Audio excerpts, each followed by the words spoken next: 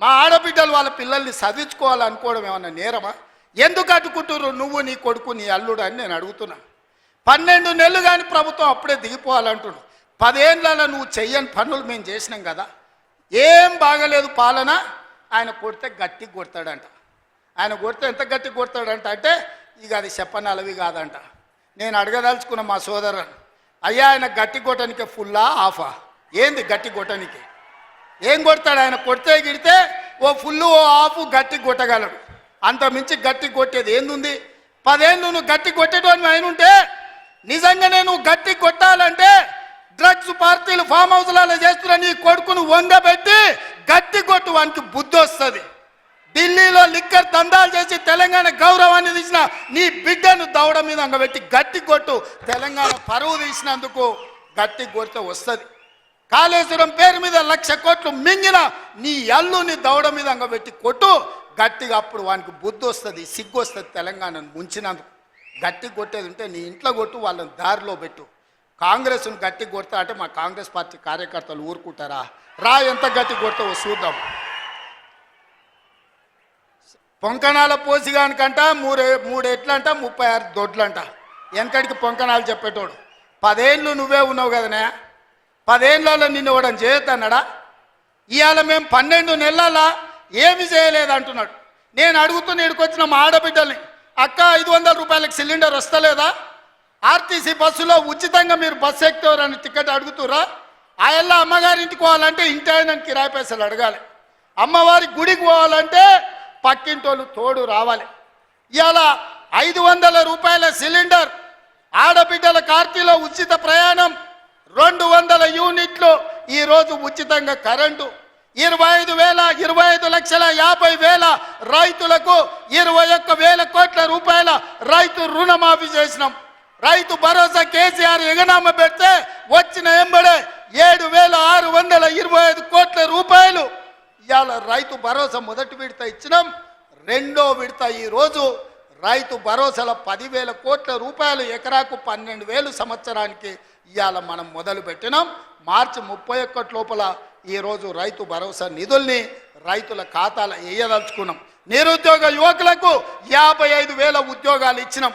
ఇవాళ ఆడబిడ్డలకు, మహిళా సంఘాలకు పాఠశాలలు నిర్వహించుకోనికే అమ్మ ఆదర్శ పాఠశాల ఇచ్చినాం. ఇవాళ పాఠశాల పిల్లలకు బట్టలు కుట్టే పని ఆడబిడ్డలకు ఇచ్చినాం.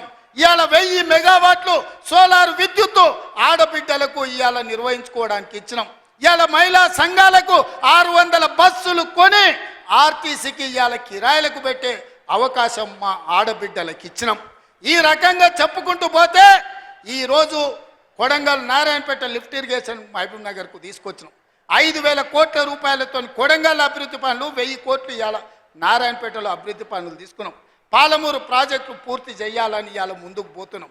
ఈ రకంగా మేము వచ్చిన తర్వాత ఇంతకుముందే పొంగులేటి శ్రీనివాసరెడ్డి గారి నేతృత్వంలో ఆనాడు ఆగిపోయిన ఇందిరమ్మ ఇల్లు మళ్ళీ ప్రారంభించి నియోజకవర్గానికి 3,500 కాదు, అవసరమైతే 5,000 ఇల్లు ప్రతి నియోజకవర్గానికి 5 లక్షల రూపాయలు పేదవాడు ఇల్లు కట్టుకోవడానికి ఇవాళ ఉచితంగా ఇస్తున్నాం.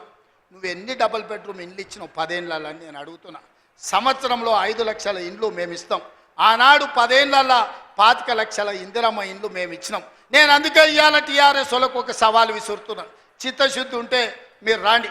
ఏ ఊర్లో అయితే ఇందిరమ్మ ఇండ్లు ఉంటాయో రేపు సర్పంచ్ ఎన్నికలలో మేము ఓట్లు అడుగుతాం. ఏ ఊర్లో మా ఇందిరమ్మ ఇండ్లు లేవో మేము ఎన్నికల్లో పోటీ చేయం. నువ్వు నీ డబుల్ బెడ్రూమ్ ఇండ్లు ఉన్న ఊర్లలోనే నువ్వు పోటీ చేయాలి. నీకు దమ్ముందా? నేను సూటిగా సవాలు విసురుతున్నా. శ్రీనివాసరెడ్డి గారిని కూడా సవాలు విసిరమని చెప్తున్నా. మా దామన్నను కూడా తోడుండమని నేను విజ్ఞప్తి చేస్తున్నా. ఏ ఊర్లో ఇందిరమ్మ ఇండ్లు ఉన్నాయో మేము ఆ ఊర్లోనే పోటీ చేస్తాం. ఏ ఊర్లో డబుల్ బెడ్రూమ్ ఇండ్లు ఉన్నాయో గా ఊర్లోనే బీఆర్ఎస్ వాడు పోటీ చెయ్యాలి. దానికి సిద్ధమైతే మా సవాల్ని స్వీకరించి మాట్లాడు. నువ్వేం చేసినావు, మేమేం చేసినావు ప్రజలకు అర్థమవుతుంది.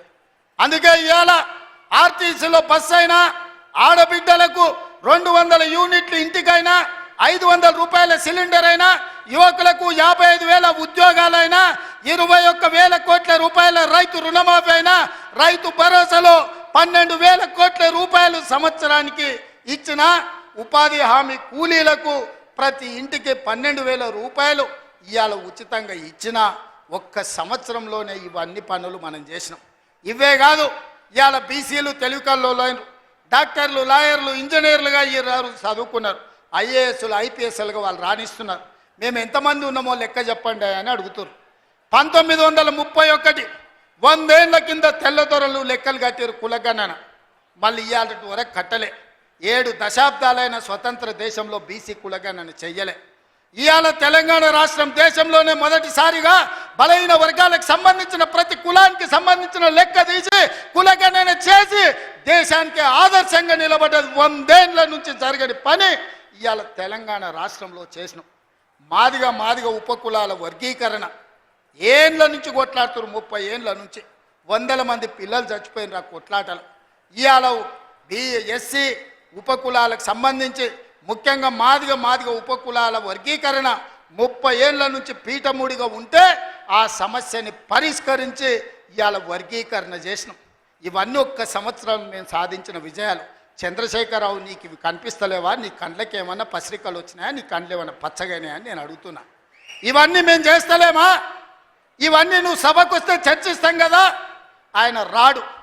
ఇక ఒక ఆయన మోడీ ఉన్నాడు ఢిల్లీలో, ఈయన గల్లీలో ఈయన ఒక ఆయన ఉంటే ఆడొక ఆయన ఉన్నాడు. ఆయన మనుషులు ఈడ మోపారు. బండి సంజయ్ అంట, కిషన్ రెడ్డి అంట. ఏం చేసిరయ్యా మీరు ఏం చేసిరో సవాల్ అంటుండు. నేను సూటిగా సవాల్ ఇసారి తలుచుకున్నా కిషన్ రెడ్డికి, బండి సంజయ్కి. 2014, 2019, 2023 నరేంద్ర మోడీ గారు ఇచ్చిన హామీలు, మొన్న 2023లో మేము ఇచ్చిన హామీల మీద మేము చర్చకు సిద్ధంగా ఉన్నాం. నేను మా దామన్న మేము ఇద్దరం వస్తాం. కిషన్ రెడ్డి గారు, బండి సంజయ్ మీరు ఇద్దరు రాండి. బీఆర్ఎస్ నుంచి వాళ్ళని కూడా తండ్రి కొడుకులు వస్తారో, మామ అల్లుడు వస్తాడో, బావ బామార్ది వస్తాడో, ఎవడో ఒకడు వాళ్ళని కూడా రాని. చర్చ పెడదాం, బజార్లో పెడదాం, అంబేద్కర్ చౌరస్తాలో పెడదాం. అంబేద్కర్ సాక్షిగా చర్చ చేద్దాం. 10 ఏళ్ళు కేసీఆర్ ముఖ్యమంత్రిగా, 12 ఏళ్ళు నరేంద్ర మోడీ ప్రధానమంత్రిగా, 12 నెలలు మన ప్రభుత్వం ఇందిరమ్మ ప్రభుత్వం చేసిన పనుల మీద చర్చ చేద్దాం. నరేంద్ర మోడీ ఇచ్చిన మాట, స్విస్ బ్యాంకులో లక్షల కోట్ల రూపాయలు నల్లధనం ఉంది, అవి తెచ్చి ప్రతి పేదవాడి ఖాతాలో 15 లక్షలు వేస్తా అన్నాడు. ఒక్క పేదోని ఖాతాలన్నా మోడీ 15 పైసలు వేసినాడే? వేసిండా? ఒక్క రూపాయి నల్లధనం తేలే. కానీ నల్లధనం ఉన్నోళ్ళు దేశం విడిచి పారిపోయినారు. నీరవ్ మోడీ, ఆయన చోక్సీ, విజయ్ మాల్యా ఇట్లా 100 మంది బ్యాంకులను ముంచి 16 లక్షల కోట్ల రూపాయలు బ్యాంకులకు ఎగదొప్పి పెట్టుబడిదారులు, మోడీ దోస్తులు దేశం విడిచి విదేశాలకు వారిపోయినారు తప్ప విదేశాలలో ఉన్న నల్లధనం ఒక్క పైసా కూడా మోడీ తెచ్చింది లేదు, పేదోడి ఖాతాలు వేసింది లేదు. రైతుల ఆదాయం 2 చేస్తా అన్నాడు. కానీ రైతు వ్యతిరేక నల్ల చట్టాలు తెస్తే 16 నెలలు ఢిల్లీ సరిహద్దుల్లో సైనికులాగా వేలాది మంది రైతులు దీక్ష చేసి నరేంద్ర మోడీ మెడలు వంచి జాతికి క్షమాపణ చెప్పి రైతు వ్యతిరేక నల్ల చట్టాలను మోడీ చేత ఉపసంహరింపజేసిండ్రు రైతులు.